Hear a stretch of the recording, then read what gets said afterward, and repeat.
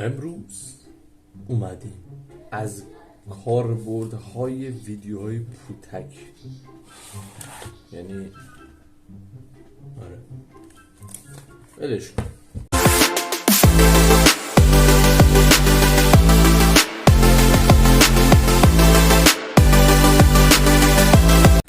خوش اومدیم ویدیو.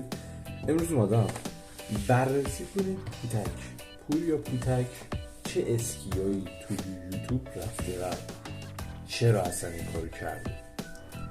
اول از کوتاه‌ترین روش اسکیش بگم براتون که اولیش چی بود. اول این که تامنیلاش بود که مشاهده میکنم که کلا اسکی خودشم گفته من اینو باور دارم که اسکی رفتم و قبول کردم. این مهم نیست، من به اینا که قبول کرده کاری ندارم. آقای پوتک، آره پوریا پوتک عزیز، دوست خوب ما، پولای دوستان عزیز ما ممنتو کجاست؟ اون 200,000 دلاری که به مردم کمکی کجاست؟ اصلا 200,000 دلار بخوره تو سرت، تو بگو 1,000,000 دلار. چرا دروغ گفتی وقتی نمیخوای کمک کنی؟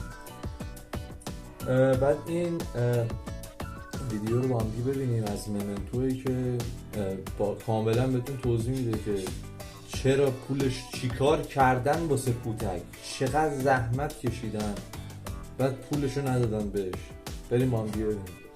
ما 5 قسمت انیمیشن پول جفت اگر دیده باشید توی کانال خود پوتک براش درست کردیم که خود پوتک بهشون توی کانال خود پوتک ریاکت کرده. این ویدیو که دیدی در مورد ممنتو قضیهش اینجوریه که اینا 3 تا انیمیشن 4 تا انیمیشن ساختن برای پوتک و این چی بود موزیک ویدیوش هم که این بالا میاد، یادم رفته اسمشو، این بالا میاد، این هم ممنتو براشون درست کرده بوده. و از این که بگذاریم میرسیم به اولین ویدیویی که در مورد اسکی رفتن پوتک، پوریا پوتک منتشر شد که اینجا میبینید اسمش فاطمه خانمه و قشنگ توضیح میده که شما پوریا پوتک از روی مستر بیست اسکی رفته. همونجا که داره ترجمه میشه به فارسی. Yo, walk by faith. Do you think Jesus is up there being like, I got you, bro?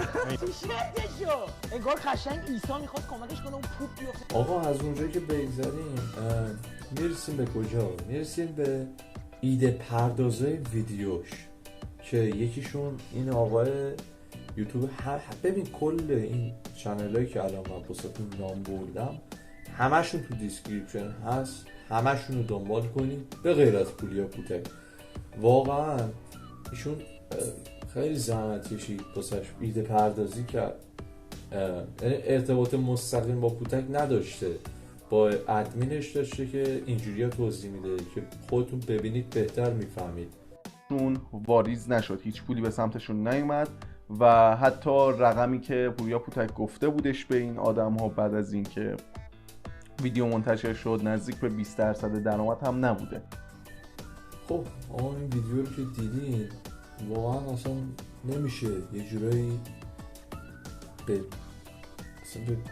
کل بدنت فشار میاد وقتی این ویدیو رو میبینی.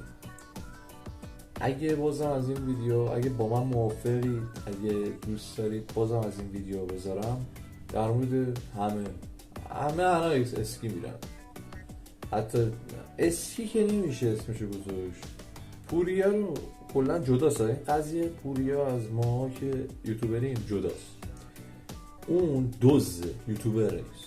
اولا این، دوم این که شما ما وقتی مثلا چون کامیونیتی ایران ضعیفه و ویدیوی جدیدی از نوع جدید ویدیویی آپلود نمیشه، نمیتونیم پیشرفت قوی داشته باشیم، استواری داشته باشیم، چون همش اسکی ویدیو همش اسکی. من گیم پلی میذارم اسکی میشه از اون میذاره اسکی میشه از یکی دیگه، اون یکی میذاره اسکی میشه از اون یکی.